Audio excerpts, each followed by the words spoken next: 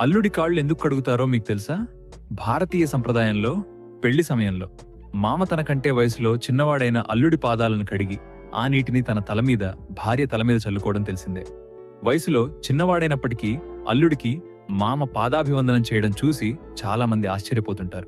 అయితే దీని వెనుక ఒక గొప్ప పరమార్థం దాగి ఉంది. వివాహ సంకల్పంలో సాక్షాత్ లక్ష్మీనారాయణ స్వరూపాయవరాయ శ్రీ మహాలక్ష్మి స్వరూపిణీం కన్యాం అని పఠిస్తారు. అంటే వివాహ సమయంలో వరుడు పేరుకి ఎవరైనా వయసు ఎంతైనా అతడు సాక్షాత్తు శ్రీమన్నారాయణుడి స్వరూపం. పురాణాల ప్రకారం శ్రీహరి పాదాల నుంచి పవిత్రమైన గంగాదేవి జన్మించింది. వరుడు విష్ణువు స్వరూపుడు కాబట్టి అతని పాదాలను కడిగిన నీరు గంగతో సమానమని భావిస్తారు.